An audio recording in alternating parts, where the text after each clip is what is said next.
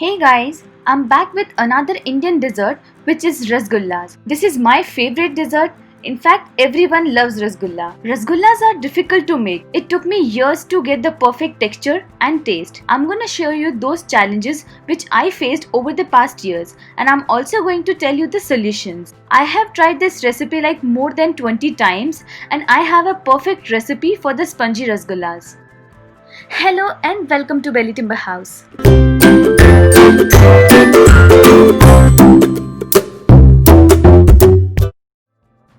Starting off with 1 liter of full fat milk. I'll always recommend you to use full fat cow milk. I have tried all kinds of milk like toned, 2%, skim, or even buffalo milk, but cow milk works better than any other milk. Keep stirring the milk and let it come to the boil. Now here is the important thing. When you see that the milk has boiled enough, or when you can see the bubbles in the milk, then only curdle the milk. If you curdle it early, then the chena or cheese curd will be moist and later rasgulla will break in the sugar syrup. Now I'm diluting 2 tablespoons of vinegar into half cup of room temperature milk. You can do the same with lemon juice, but make sure you dilute it first and then mix it. If you don't dilute it, your chena will be hard. When milk reaches to the boil, turn off the flame and let it rest for exact 2 minutes. After 2 minutes, add the vinegar mixture gradually. Now stir it slowly and let the milk curdle.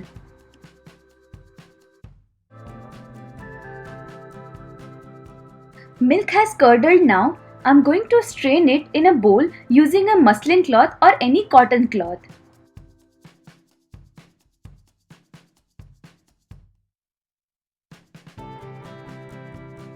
Wash your chena with some cold water.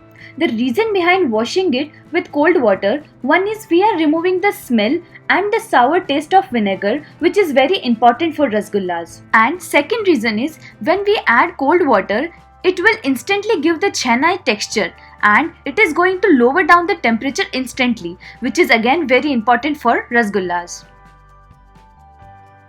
Now strain all the extra water by gently squeezing it. Do not squeeze it completely, otherwise the chena will be dry, which obviously we do not want.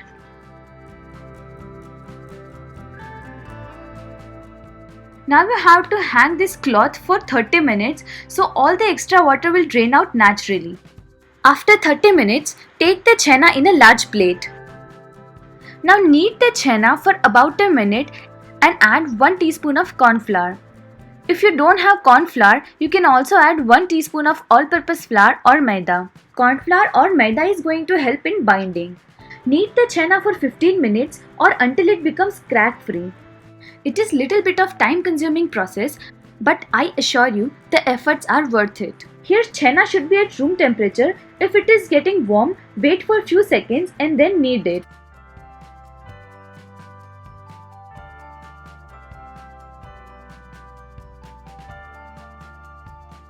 You can see by making a ball. If the ball looks crack free, that means chena is ready.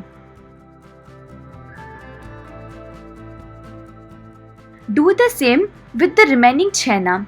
I'm making 10 equal balls.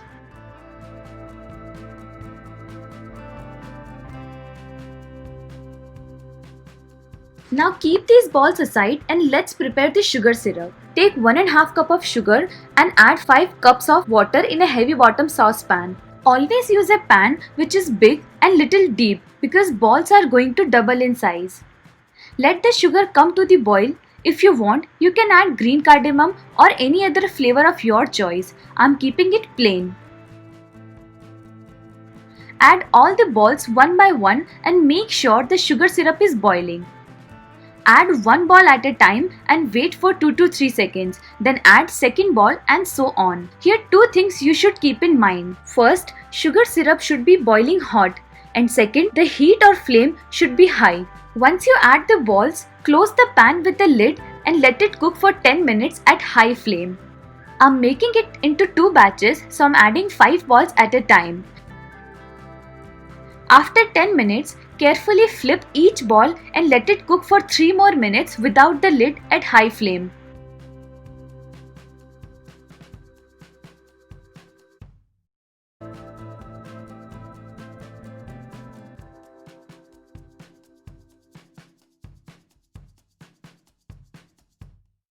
After 3 minutes, close it with the lid and cook for another 10 minutes at medium flame.